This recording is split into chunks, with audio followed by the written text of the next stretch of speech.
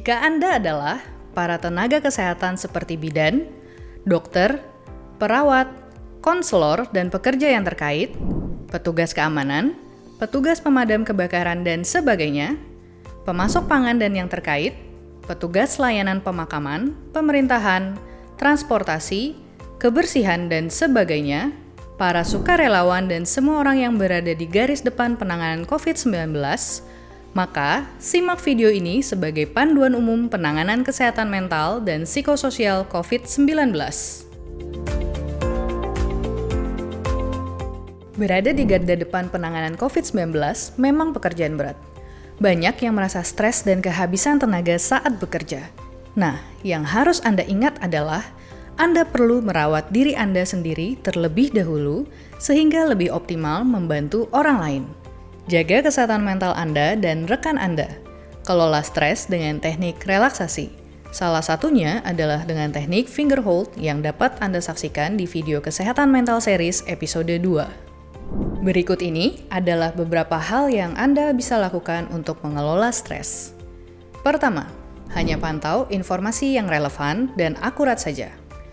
Jika Anda merasa terpengaruh secara emosional, hindari pemberitaan tentang COVID-19 untuk sementara. Kedua, makan makanan yang bergizi dan cukup beristirahat. Jangan lupa berolahraga setiap hari. Selain teknik finger hold, Anda juga bisa mencoba teknik relaksasi lainnya. Salah satunya adalah teknik pernafasan yang dapat Anda saksikan di video Kesehatan Mental Series episode pertama. Ketiga, hindari mengkonsumsi alkohol, obat-obatan, kafein, atau rokok untuk mengatasi kecemasan Anda. Dalam jangka panjang, ini justru memperburuk suasana hati, mengakibatkan keresahan, susah tidur, bahkan sikap agresif saat efeknya mulai hilang.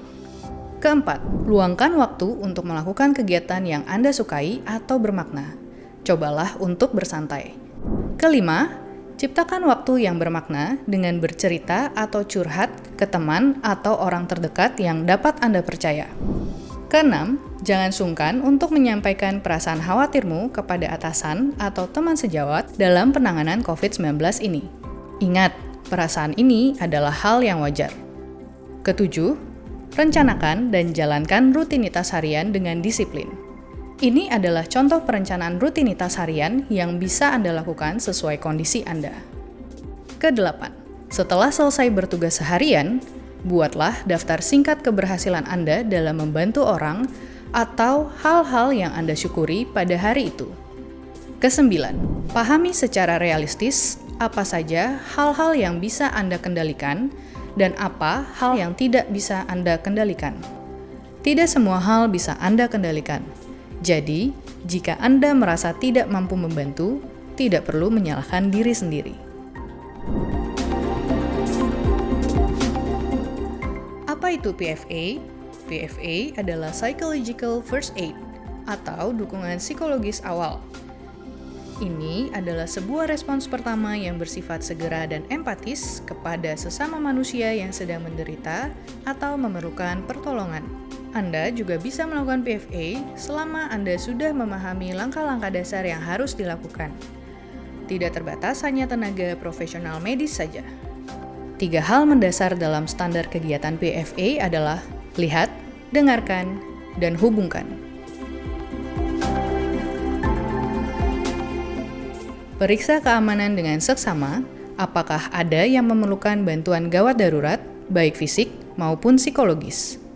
Periksa orang-orang dengan reaksi stres yang memerlukan perhatian serius, agar Anda segera dapat merujuknya ke pihak dengan layanan profesional. Dekatilah orang-orang yang mungkin memerlukan bantuan dan tanyakan apa yang mereka khawatirkan. Dengarkanlah cerita mereka, dan bila memungkinkan, tenangkanlah mereka. Berikan informasi yang tepat dan relevan dengan kebutuhannya. Hubungkan mereka dengan bantuan sosial jika perlu.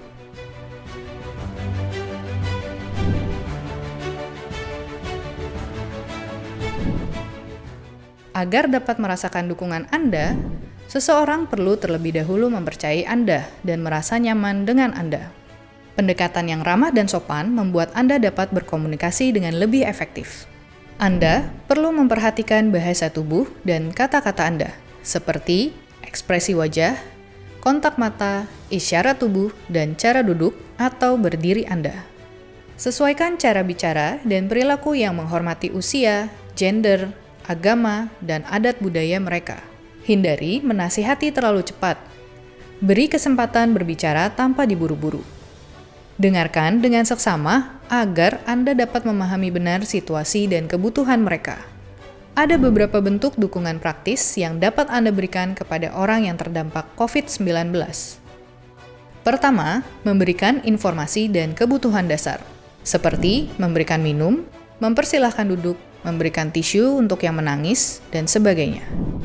Kedua, hubungkan dengan berbagai organisasi yang menyediakan layanan sesuai kebutuhannya. Pastikan mereka selamat dan terlindungi ya. Ketiga, cara terbaik untuk mendukung mereka adalah mendorong mereka untuk dapat membantu diri mereka sendiri.